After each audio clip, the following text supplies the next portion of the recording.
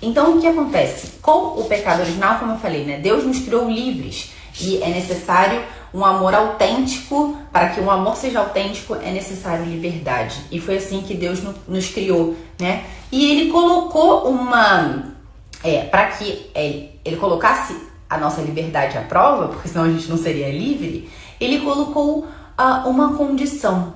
Olha, vocês podem fazer de tudo que está no paraíso, vocês podem usufruir de tudo, menos dessa árvore, que é a árvore do bem e do mal. Se vocês comerem dessa árvore do bem e do mal, vocês vão morrer, né? Samia, de fato existiu Adão e Eva com esses nomes, né? De fato foi uma árvore mesmo, foi uma maçã, foi uma serpente. Bem, isso tudo é uma coisa simbólica do Gênesis, que não importa se necessariamente foi assim, mas ele conta uma história de fato que foi uma história real. Aconteceu de fato esse momento em que o homem e a mulher foram criados, e eles foram criados em harmonia, e eles foram criados em santidade e justiça, e eles foram criados em harmonia com Deus, com eles mesmos e com a criação. Isso tudo era assim. Em um determinado momento isso deixou de ser, né? Se foi com essa alegoria que explica o Gênesis, não importa se foi assim ou não, né? O que importa é que isso de fato foi algo, um fato histórico que de fato aconteceu e que teve um momento em que teve essa inclinação, em que teve essa virada de chave do homem, né? Então é isso que importa. Então Deus colocou esse mandamento divino: vocês estão proibidos de comer dessa árvore. Então essa proibição permitia que Adão e Eva usassem a sua liberdade, usassem da sua liberdade e fossem, confiassem em Deus de que eles não de fato poderiam fazer aquilo, porque senão eles iam eles iam de fato desobedecer a Deus, né? Era aquela árvore do bem e do mal, né? E aí o que acontece é que a serpente começa a instigar a mulher, né? E começa a falar com ela. A gente vai descrever um pouco isso aqui. Começa a falar com ela sobre aquela obediência que Deus pediu para que eles fossem e para aquela confiança que Deus pediu a eles. E ela começa a tentar a mulher. E a mulher come da maçã, e aí ela não só come, como ela dá ao homem, e eles começam a perceber todas as consequências que aconteceram a partir dessa escolha de negar a Deus, né? De negar a sua confiança, de não confiar mais neles e confiar em si mesmo, em confiar nas ilusões da serpente, e de fato querer ser como deuses. E aí eles com isso têm as suas consequências, né? E tem a consequência do castigo divino, de serem expulsos do paraíso e perdem os dons sobrenaturais e os dons preternaturais, e passa a entrar no mundo o sofrimento e a morte, né? Então eles preferem a si mesmos, né, em detrimento da obediência a Deus e a harmonia com a criação e com eles mesmos para de existir, né? Então eu queria descrever um pouco como isso aconteceu, né? Não de forma breve como eu fiz agora, porque essa descrição do Gênesis, né? Essa descrição simbólica do que aconteceu no primeiro pecado do mundo, né? Quer dizer, não foi no primeiro pecado do mundo, porque o primeiro pecado do mundo se deu com os anjos, né? Então os anjos também foram criados bons por Deus, todos os anjos. E alguns anjos disseram que não serviriam a Deus, e assim entrou o pecado no mundo. Então o pecado no mundo não é uma invenção humana, o pecado no mundo é uma invenção angélica. E aí passaram a existir os demônios, e o ofício dos demônios é justamente levar os homens ao inferno, a esse não querer servir a Deus o máximo que eles possam. Então por isso nos tentam, mas eles nos tentam, eles não podem agir na nossa liberdade. Eles podem nos ludibriar, nos enganar, eles podem tudo isso, e aí eles encontram em nós, como eu vou falar ali na frente, aquilo que eu falei no início da aula. Eles encontram em nós um desejo de felicidade que está inscrito no homem, um desejo de algo grande, e aí com a sua mentira a gente cai na deles. E daí a gente desobedece às leis divinas, que foi exatamente o que aconteceu no pecado original, né? Então, vou mais ou menos descrever, né? Então, diz lá o Gênesis que a serpente era o mais astuto dos animais, né? Então, daí ela chega e fala para Eva, né? É verdade que Deus os proibiu de comer da árvore do bem e do mal? Então, ela começa a, instigar a Eva, né? É verdade que isso aconteceu? E daí, vamos perceber se isso não acontece na nossa vida, né? E daí vem as tentações, né? É verdade que Deus pediu para que você fosse feliz ao lado desse marido aí, que tá te fazendo tão mal, está te fazendo infeliz? É verdade que Deus proibiu você de aproveitar o seu domingo e ter que louvá-lo na missa? É verdade que Deus pediu que você fosse bondoso com aquelas pessoas que querem o seu mal? É verdade que Deus está pedindo para que você tenha uma vida entregue à educação dos seus filhos e que você pense na educação dos seus filhos mais neles e no seu marido do que em você mesma? É verdade que Deus proibiu que você tivesse um ato conjugal com uma pessoa que você ama imensamente, mesmo que você não seja casado? É verdade que Deus pediu para que você confessasse os seus pecados a um pecador, a um homem que é um sacerdote tão pecador quanto você? É verdade que a igreja pediu para que você seguisse a igreja que é feita de homens e que tem tantos escândalos? É verdade? Então, aí estão as nossas tentações. E aí, é exatamente isso que o demônio faz. Ele ronda a dúvida na nossa alma. Será? Será que essa orientação divina, essa orientação que vem da igreja, de fato vai me trazer felicidade? Não parece. Não parece. Muitas vezes parece que essas orientações são orientações muito difíceis, né? Bem, parece que a árvore do bem e do mal, ela é muito apetitosa, né? Parece, e daí depois a serpente vai continuar, que se eu comer da árvore do bem e do mal, eu vou conhecer o bem e o mal. Eu vou ser capaz de controlar a minha vida, né? E, enfim, a gente vai continuar, né? E daí Eva, em vez de ela mandar o demônio pastar, ela começa a conversar com a serpente, que é o que a gente faz. A gente começa a conversar com a tentação. E aí ela fala: Deus nos disse para não comermos, do contrário, morreríamos.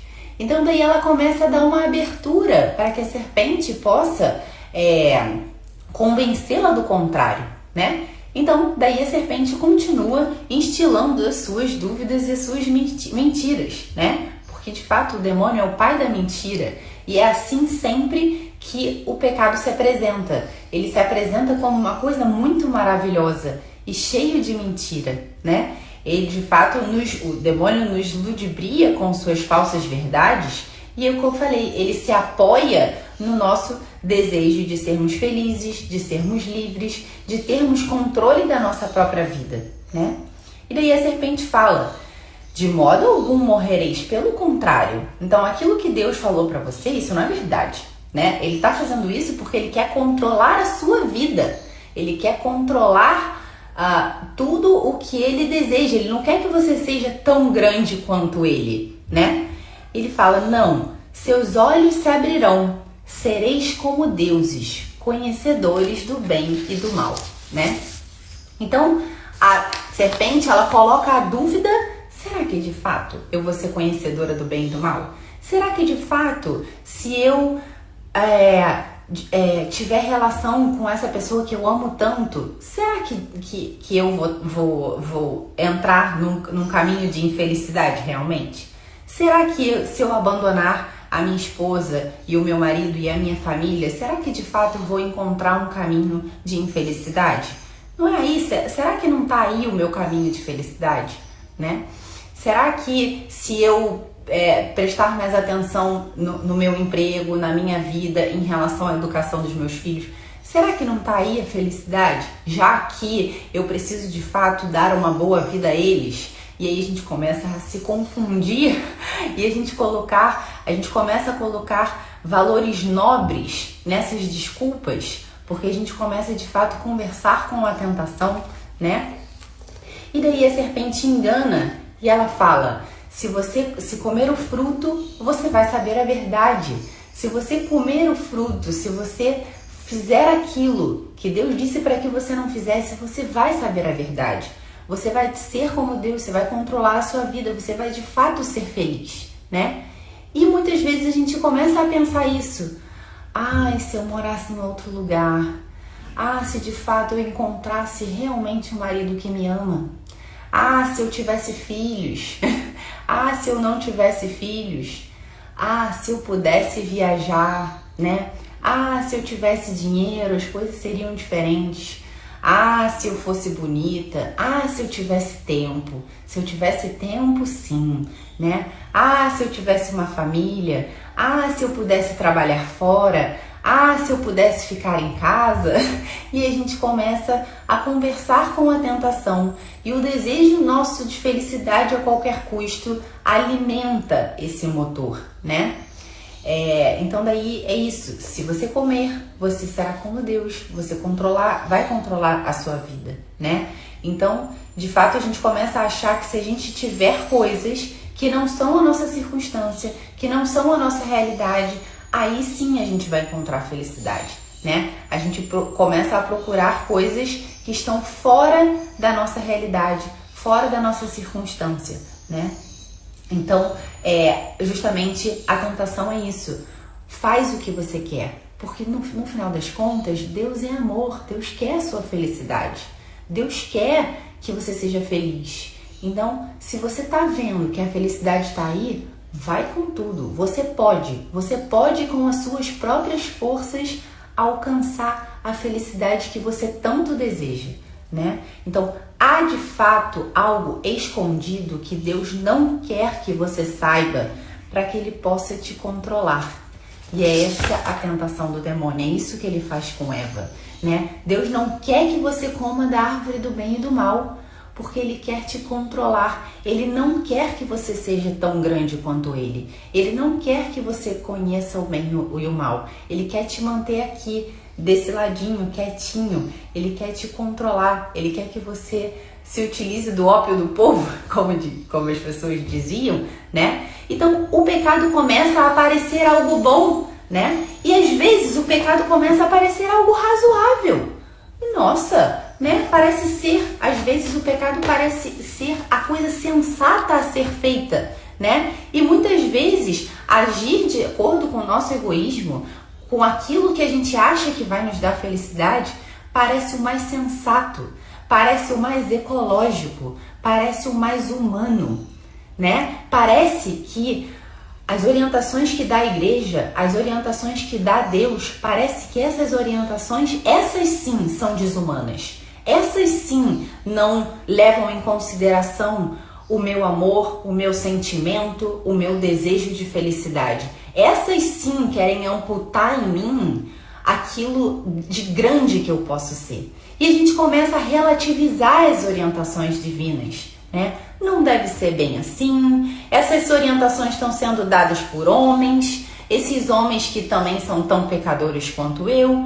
Isso, no final das contas, não está na Bíblia, né? Eu começo a interpretar a palavra de Deus e a Bíblia de acordo com o que eu quero. Porque, no fim das contas, a gente pode justificar o que a gente quiser com a Bíblia. A gente pode justificar qualquer coisa, né? E, além disso, como eu estou confusa com os meus desejos, com o meu desejo de felicidade desenfreado, eu começo de fato a justificar a minha consciência, eu começo a abafar a minha consciência. Aquilo que antes me parecia certo e errado começa a ter um valor relativo, porque o que passa a pesar mais é o meu desejo de felicidade. E é disso que se vale na nossa própria tentação, a tentação que o demônio faz a nós, é a tentação do mundo, né? E a gente esquece que Deus não nos chamou a uma vida fácil, Deus nos chamou a uma vida grande.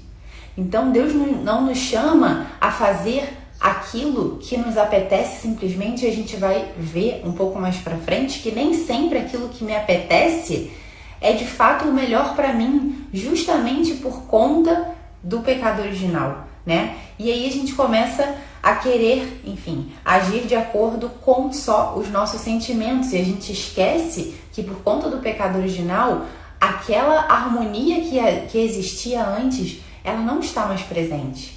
Não há mais harmonia entre corpo e alma, não há mais harmonia entre eu e a criação, né? Então, e aí começa que a mulher viu que era bom. Ela começou a olhar a beleza que estava por trás da mentira do demônio, né? Porque o pecado, ele sempre atrai pela sua beleza, porque senão a gente não faria, né? Enfim, o demônio não é bobo, né? Então a gente sempre cai porque a gente vê algo belo, a gente vê algo que parece de fato ser bom, algo que parece apetitoso, algo muitas vezes que parecem que são coisas de Deus, porque a gente vê notas de bondade, de felicidade, e aquilo parece divino, né? Então, por exemplo, quando eu começo a me relacionar com uma pessoa fora do casamento, aquilo sim parece felicidade. Aquilo sim tem beleza, aquilo sim tem notas de doçura, aquilo sim tem um açúcar, aquilo sim parece apetitoso. Isso sim é Deus. E daí é aqui que está a minha felicidade. E é aqui que eu quero, né? E é aqui que eu vou buscar. E a gente começa a justificar os nossos olhos. A gente começa a justificar os nossos sentidos, os nossos olhos. E aconteceu que Eva comeu da maçã e deu ao seu marido, que também comeu. Porque quando a gente peca, quando a gente cai, a gente não cai sozinho, né? Então muita gente, às vezes as pessoas falam: nossa, mas esse pecado é meu, eu não tenho nada a ver, as pessoas não têm nada a ver com a minha vida. Não é bem assim, né? Não é bem assim mesmo. Quando a gente peca e a gente não vai sozinho. Se a gente, tanto da mesma maneira que a gente não vai para o céu sozinho, a gente não vai para o inferno sozinho. A gente leva muita gente conosco, porque a gente passa a fazer o papel de demônio e a gente passa a tentar as pessoas com a nossa vida. E muitas vezes, quantas vezes vocês não viram isso? Nossa, parece que essas pessoas que têm uma vida errada, uma vida que não é orientada pelas coisas que Deus quer, parece que elas são felizes. E a gente se deixa levar pelas aparências, a gente se deixa levar pelo que essa pessoa está deixando se mostrar. Mas a gente não conhece de fato, porque o pecado nunca traz felicidade. É impossível trazer felicidade. E aí o que aconteceu é que os olhos de ambos se abriram, né? E aí eles repararam que estavam nus. Eles repararam que o vazio que estava no coração deles. Porque é justamente o que acontece quando a gente peca, quando a gente faz o que a gente não deve. A gente faz aquilo parece maravilhoso, aquilo parece bom, e daí quando a gente faz, a gente encontra um vazio no coração. Porque quando a gente faz o bem, quando a gente faz aquilo que é certo, quando a gente faz aquilo que a gente deveria ter feito, né? Aquilo nos traz um bem, uma recompensa interna, algo que vem no nosso coração que ninguém pode tirar.